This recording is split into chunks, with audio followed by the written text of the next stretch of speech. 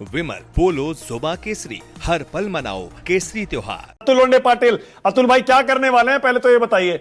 राहुल गांधी कह रहे हैं सरकार आएगी तो छोड़ेंगे नहीं, फिर मल्लिकार्जुन खड़गे कह रहे हैं एक हथियार हमारे पास भी है। क्या आप कुछ बड़ा करने वाले हैं क्या? मैं पहले संजय जी के बारे में बात करूंगा। उन्होंने गलती किससे भी हो सकती है। हाँ, बड़प्पन उनका ये है कि उन्होंने गलती मानी और उसको दुरुस्त करने के लिए तैयार है। क्योंकि वो संवैधानिक पद पर नहीं है किसी के, वो अपना एक प्राइवेट एनालिसिस करते हैं, उसका हमने हर बार सम्मान किया। हाँ, हमने उसको डिबेट किया है कि ये सही है गलत है, लेकिन उन्होंने गलती मान ली है तो कोई सवाल ही नहीं आता उनको कुछ करने का, ट्रोल करने का सवाल ही नहीं आता। जो गलती मान ले तो गलती मानने के बाद वो समझ लेनी चाहिए, कोई उसमें कोई दो राय नहीं है। लेकिन कुछ लोग होते हैं जो संसद में झूठ बोलते हैं, पकड़े जाने के बाद भी माफी नहीं मांगते हैं। चाहे वो अपने देश के जवान शहीद हो जाए 10, फिर भी कहे एक भी जवान की क्षति नहीं हुई है। ये देश के डिफेंस मिनिस्टर पार्लियामेंट के फ्लोर पे झूठ बोलते हैं, तो उनको क्या किया जाए, उनके साथ क्या किया जाए? ये पार्लियामेंट के फ्लोर पे झूठ बोलते हैं। अमित शाह जी को हमने देखा कलावती जी के बारे में, कलावती जी के बारे में झूठ बोला उन्होंने। जैसे राहुल जी तो बताते नहीं है, निर्भया के भाई को उन्होंने पायलट बनाया, कभी बताया ना, अपने मुंह से बखान नहीं किया। कलावती के बारे में भी राहुल जी ने किया, कलावती जी ने खुद बताया। लेकिन पार्लियामेंट के फ्लोर पे झूठ बोलना और फिर उसका माफी नहीं मांगना, ये जो बातें हैं ना, ये देखी है। इस परिप्रेक्ष्य में संजय जी का चेहरा जो है जरा बड़ा उठ के सामने आता है कि उन्होंने अपनी गलती मान ली। तो अच्छी बात है संजय जी, आप चिंता ना करें, मैं यहां से बोल रहा हूं। कोई उन्होंने अगर माना है तो उनको दोष देने का कोई मतलब नहीं होता है, गलत बात है वो दोष देना। अब रही बात, आपने बड़ा क्या, हम तो संविधान के दायरे में रहकर जो भी करेंगे, बड़ा क्या है, संविधान के दायरे में रहकर जो भी है वो करेंगे। जिन लोगों ने गलती की है, जो लोग गलती में, चोरी में, चकारी में, बदमाशी में, जो साथ में है लूट में, वो उन लोगों को तो हम छोड़ेंगे नहीं, चाहे वो सरकारी अधिकारी हो, चाहे वो कोई संवैधानिक पद पर बैठा हुआ व्यक्ति हो। उनको ऐसा लगता होगा कि हम इम्यून है, तो इस देश में सबसे बड़ा संविधान है और संविधान के तहत जो भी होगा उसके दायरे में रखकर किसी को छोड़ा नहीं जाएगा। क्योंकि ये लोकतंत्र के साथ खिलवाड़ है जो हमने बड़े मेहनत से, बड़े कष्ट से हमारे पूर्वजों ने हमको दिया है, कोई भी हो उन्होंने दिया है, तो उसकी रक्षा करना और जो गुनहगार है उनको सजा दिलाना ये काम है। तो ये सारे अधिकारी भी सुन ले, उनको और लगेगा क्योंकि मैं वहीं से आया हूं, और लगेगा, लेकिन ये सही है। अब मैं कुछ बातें मैंने पकड़ी है। हाँ। देखिए कुछ बातें मैं रखना चाहता हूँ। हाँ। मैं आज स्लम्स में गया, हमारे एरिया के, मैंने स्लम्स में बोला किसका नंबर, घर का नंबर 0 है क्या, आप तो यहाँ अतिक्रमण करके रह रहे हो, फिर वो ये हुआ है। तो मैंने उनकी ये रसीदें लाई है, टैक्स रसीदें, 1 नंबर 2 नंबर, घर के जो नंबर है ना, ये सारे रसीदें लाई है, ये भी मैं आपको दे दूंगा।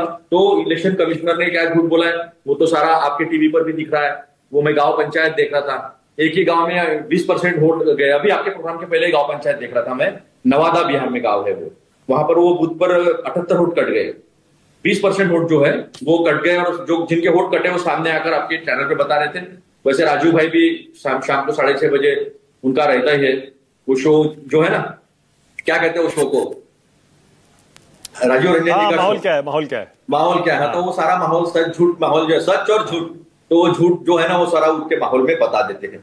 फिर मैंने देखा कि ये ऐसा कैसे होता है, ये वोट कैसे होता है। तो मैंने रिटर्निंग ऑफिसर को कांटेक्ट किया, बेचारा डर रहा था, नाम मत बताओ। तो मनमोहन सिंह साहब बनाम एक केस हुआ था सुप्रीम कोर्ट में, उस केस में उन्होंने स्पष्ट तरीके से जो है वो निर्णय दिया कि वो जो व्यक्ति है उसको वहां उस घर में रहना चाहिए। फुटपाथ पर रहते हैं, कोई रास्ते पर सोते हैं, तो उनका वोट जो है वो न लिया जाए अनलेस एंड अनटिल कि वो काम करता हो वहां पर। 180 दिन का पहले नियम था, वो हटा दिया गया 1956 के बाद। और फिर वो घर में वहां रहता हो, वहां खाना नहीं खाया तो भी सोने आओ चाहिए वहां उस घर में, उसने वहां अस्थायी रूप से रहना चाहिए, तो ही उसका वोटर जो वोट जो ले सकते हैं। तो बताइए मुझे श्रोक काम क्या है? मैंने सारी जानकारी ली, माना भाई आपको पता है मैं विदाउट स्टडी बैठता नहीं हूँ, झूठ मैं बोलता नहीं। तो ये सारी चीजें है ना, विद प्रूफ है मेरे पास, कैसे ऑर्डर दिए गए हैं, मैंने ऑर्डर ही लेकर आया हूं। महाभियोग ला रहे हैं क्या? हाँ, महाभियोग लाएंगे क्या? बिल्कुल, अगर हमारे यहाँ बातचीत चल रही है बिल्कुल लाएंगे महाभियोग। और आजकल लोगों को ऐसा लगता है कि हम जीत जाएंगे, महाभियोग लाके क्या करोगे? संसद के पटल पे सिंदूर, ऑपरेशन सिंदूर की चर्चा हुई ना, सच झूठ रखा गया, इतिहास बन गया वो।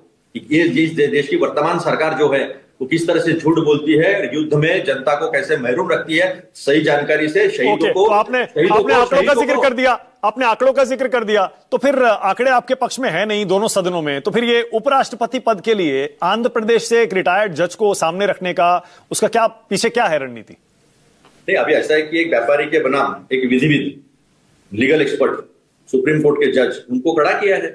अब हम सत्सद विवेक बुद्धि पे छोड़ देते हैं, गुड कॉन्शियस पे, टीडीपी के, वाईएसआर के, उनके गुड कॉन्शियस पे छोड़ देते हैं। जेडीयू के गुड कॉन्शियस पे छोड़ देते हैं। एक सत्सद विवेक बुद्धि पे इसके पहले भी एक चुनाव हुआ है, ठीक है, ओके। और सत्सद विवेक बुद्धि पे जो चुनाव हुआ वो जीता गया था, जबकि नंबर नहीं थे। कांग्रेस आर कांग्रेस वो जो कहते हैं ना, आराम से इंदिरा गांधी जी को पुत्री थी नेहरू जी की, इसलिए प्रधानमंत्री बनाया गया, तो उनको इतिहास मालूम नहीं होता। लाल बहादुर शास्त्री जी बने, उसके बाद इंदिरा जी को क्या क्या लड़ाई करनी पड़ी, ये सारे देश के सामने इतिहास खड़ा है। ओके, तो अतुल भाई, ओके ओके अतुल भाई, ऐसा लग रहा है आप जब महाभियोग का जिक्र करते हैं समझ में आता है, लेकिन जब राहुल गांधी कहते हैं छोड़ेंगे नहीं, रिटायर हो जाओगे, उसके बाद हमारी सरकारें आएंगी, आप उनको जेल में डालने की धमकी दे रहे हैं। ये भाषा ऐसी लगती है धमका रहे हैं आप। नहीं, धमकाने की भाषा तो वो कौन कुमार है, कुमार संभवम पढ़ा है क्या आपने कालिदास का? बालिश बहु आयका तो बड़बड़ाला, ऐसा मराठी में कहावत है हमारे यहाँ। यानी जो था ना, बालिश बहु गोदी मीडिया में बड़बड़ाया, ऐसा उसका हिंदी में होता है। तो उन्होंने जो धमकी दी ना, या तो एफिडेविट दो 7 दिन में, या तो माफी दो, दूसरा कोई तीसरा चारा नहीं है, इसको बोलते धमकी। हमने कहा कानून के दायरे में छोड़ेंगे नहीं किसी को। Okay RP Singh ji, okay आइए